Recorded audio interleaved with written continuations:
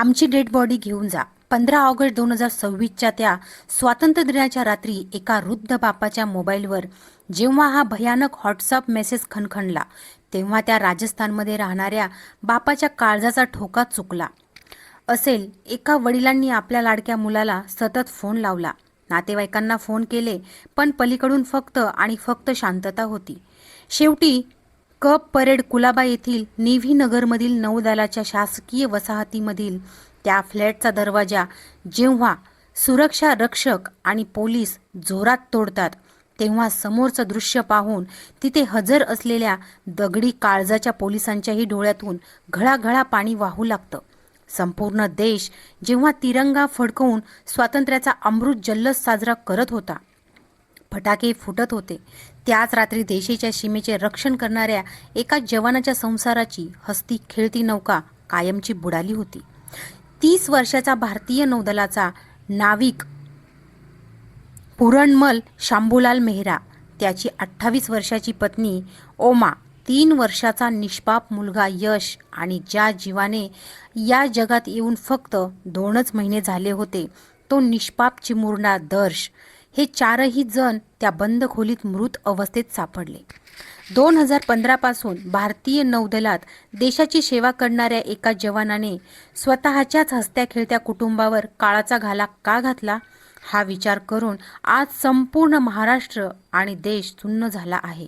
या घटनेची नेमकी पार्श्वभूमी काय आहे, ती आपण अगदी पहिल्यापासून समजून घेऊया. पूरणमल मेहरा हा मूळचा राजस्थानचा रहिवासी. अत्यंत गरिबीतून आणि जिद्दीच्या जोरावर तो भारतीय नौदलात 2015 मध्ये भरती झाला होता. तो मुंबईतल्या दक्षिण मुंबईतील कुलाबा नेव्ही नगर परिसरात आपल्या कुटुंबासोबत शासकीय क्वार्टरमध्ये राहत होता. त्याच्या घरात अवघ्या 2 महिन्यापूर्वीच एका लहान बाळाचा म्हणजेच दर्शचं आगमन झालं होतं. घरात 2 महिन्यांचं बाळ असल्यामुळे त्याचा सांभाळ करण्यासाठी पूरणमल हा पॅटर्निटी लिव्ह म्हणजेच पितृत्व रजेवर होता. तो आपल्या सुखी संसारात आनंदी दिसायचा, पण घराच्या 4 भिंतीच्या आत एक वेगळंच वादळ शिजत होतं. गेल्या काही महिन्यांपासून, विशेषतः या दुसऱ्या मुलाच्या जन्मानंतर, पूरणमल आणि त्याची पत्नी ओमा यांच्यात कौटुंबिक वाद प्रचंड वाढले होते. छोट्या छोट्या गोष्टीवरून त्यांच्यात कडाक्याची भांडणे व्हायची आणि हा तणाव इतका पराकोटीला पोहोचला होता की अवघ्या आठवड्यापूर्वी ओमाचे वडील आपल्या लेकीची काळजी वाटत असल्याने तिला आणि दोन्ही मुलांना राजस्थानला परत घेऊन जाण्यासाठी मुंबईत आले होते. पण पूरणमलने मुलांना पाठवण्यास ठाम नकार दिला. तुला जायचे तर तू एकटी जा, मी माझ्या मुलांना तुझ्यासोबत पाठवणार नाही, असा वाद त्यांच्यात झाला. ओमाचे वडील वाद मिटवण्याचा प्रयत्न करून शेवटी एकटेच परत गेले.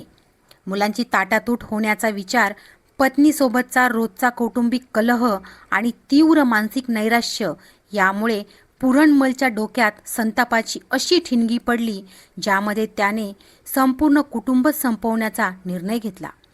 15 ऑगस्टच्या त्या रात्री जेव्हा आजूबाजूला स्वातंत्र्य दिनाचा उत्सव होता, तेव्हा पूरणमलने अत्यंत थंड डोक्याने आधी आपली पत्नी ओमा, 3 वर्षाचा मुलगा यश आणि त्या 2 महिन्याच्या निष्पाप चिमुरड्या दर्शला अन्नातून किंवा दुधातून तीव्र विष दिले असावे असा पोलिसांना संशय आहे. विचार करा, त्या निष्पाप 2 महिन्याच्या बाळाने आणि 3 वर्षाच्या मुलाने जेव्हा आपल्या आईच्या कुशीत शेवटचा श्वास घेतला असेल, तेव्हा त्या आईच्या मनावर काय बेतलं असेल, किंवा त्या बापाने कोणत्या भीषण मानसिकतेत आपल्याच मुलांचा जीव घेतला असेल, हे आठवूनही अंगावर काटा येतो. पत्नी आणि मुले शांत झाल्यानंतर पूरणमलने रात्री उशिरा आपल्या वडिलांना तो शेवटचा मेसेज केला की आता आम्ही एकत्र राहू शकत नाही, तुम्ही मुंबईला या आणि आमची डेड बॉडी घेऊन जा.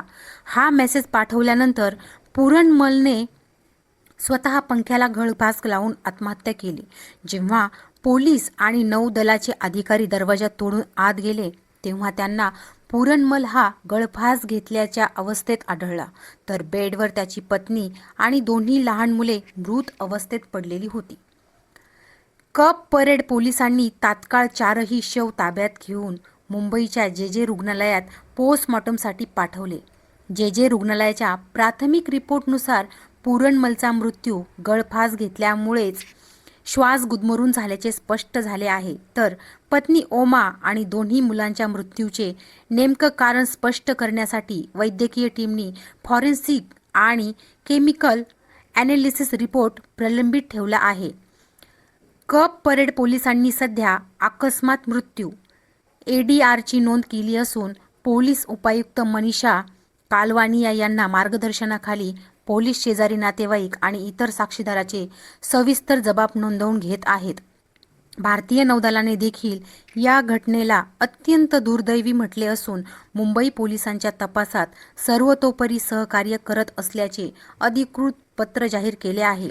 मित्रांनो, ही घटना केवळ एका कुटुंबाची आत्महत्या नाही, तर आपल्या समाजातल्या वाढत्या कौटुंबिक ताणतणावाचा आणि संवादाच्या अभावाचा एक जळजळीत आरसा आहे. बाहेरून कडक युनिफॉर्ममध्ये रुबाबदार दिसणारा सैनिक जेव्हा घराच्या आतल्या मानसिक युद्धाला असा हरतो, तेव्हा समाज म्हणून आपणही कुठेतरी कमी पडतो असं वाटू लागतं. जर या जोडप्याने वेळेवर एकमेकांशी संवाद साधला असता किंवा नातेवाईकांनी वाद वाढवून देण्याऐवजी वेळीच कायदेशीर किंवा समुपदेशनाचा मार्ग निवडला असता, तर आज ती दोघं निष्पाप मुलं या जगात जिवंत असती आणि खेळत असती. राग आणि टोकाचा निर्णय माणसाला कोणत्या थराला घेऊन जाऊ शकतो याचं हे भयंकर उदाहरण आहे. आम्ही या व्हिडिओच्या माध्यमातून त्या निष्पाप आत्म्यांना अत्यंत जड अंतकरणाने भावपूर्ण श्रद्धांजली अर्पण करतो. प्रेक्षकांनो, तुमच्यासाठी या घटनेतून एकच संदेश आहे. आयुष्यात परिस्थिती कितीही कठीण असो, कौटुंबिक वाद कितीही मोठे असोत, आत्महत्या किंवा पोटच्या गोळ्यांचा जीव घेणे हा कोणत्याही समस्येचा उपाय असू शकत नाही. जर तुमच्या मनात काही तणाव असेल तर जवळच्या व्यक्तीशी बोला, व्यक्त व्हा, कारण प्रत्येक समस्याला तोडगा असतो. फक्त टोकाचे पाऊल उचलणे चुकीचे आहे. या मन सुन्न करणाऱ्या घटनेबद्दल तुम्हाला काय वाटते ते खाली कमेंट करून नक्की सांगा आणि या विषयाची गंभीरता सर्वांपर्यंत पोहोचवण्यासाठी हा व्हिडिओ जास्तीत जास्त शेअर करा. चॅनलला सबस्क्राईब करायला विसरू नका. जय हिंद, जय महाराष्ट्र. धन्यवाद.